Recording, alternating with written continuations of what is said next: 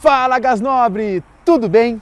Na aula de hoje vamos falar sobre o maior desastre radioativo da história e quais os impactos que ele teve na sociedade e na natureza. O desastre radioativo da usina nuclear de Chernobyl, na Ucrânia, que ocorreu em 26 de abril de 1986. Nesse dia, funcionários iriam fazer um teste em um dos reatores da usina, quando ocorreu um problema no sistema de resfriamento. Uma tampa de 1.200 toneladas que protegia o reator não resistiu à temperatura de mais de 2.000 graus Celsius e o material radioativo começou a ser lançado na atmosfera.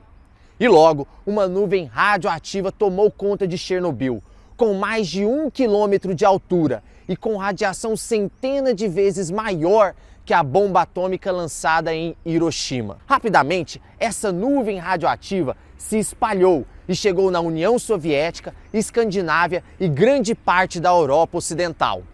Esse desastre nuclear foi classificado como nível 7, o nível máximo da escala internacional de acidentes nucleares. As autoridades russas permaneceram dias em silêncio, até que outros países começaram a detectar a radiação. E só então o líder da União Soviética admitiu o ocorrido com as seguintes palavras: Boa tarde, meus camaradas. Todos vocês sabem que houve um inacreditável erro, o acidente na usina nuclear de Chernobyl. Ele afetou duramente o povo soviético e chocou a comunidade internacional. Pela primeira vez, nós confrontamos a força real da energia nuclear fora de controle. Galera, imaginem o pânico na época. Os caras não tinham Facebook, Google. Com isso, a falta de informações e a dificuldade de encontrar respostas para o que estava acontecendo foi um dos fatores que agravaram e muito a situação. Mas você deve estar se perguntando, e as autoridades? O que elas estavam fazendo para controlar a radiação? Bom, primeiro ponto, a radiação que estava na atmosfera não tinha mais jeito, não era mais possível controlar.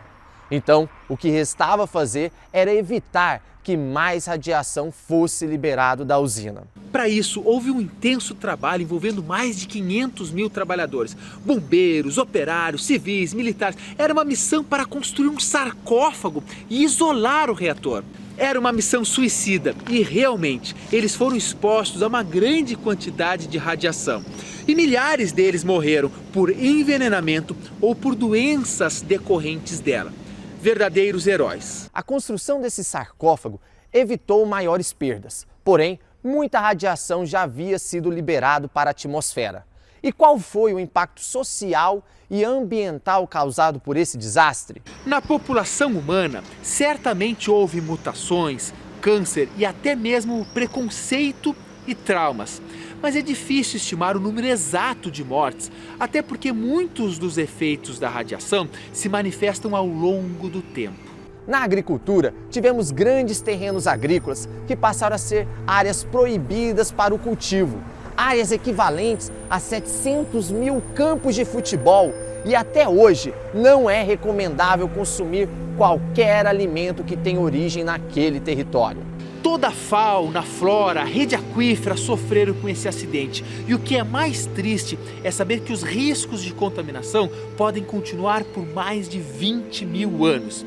E até hoje, as pessoas que eram crianças ou adolescentes naquela época fazem parte do grupo de risco que podem desenvolver câncer. Por exemplo, na cidade de Gomel, na Bielorrússia, a incidência de câncer na tireoide aumentou 10 mil vezes após o acidente de Chernobyl.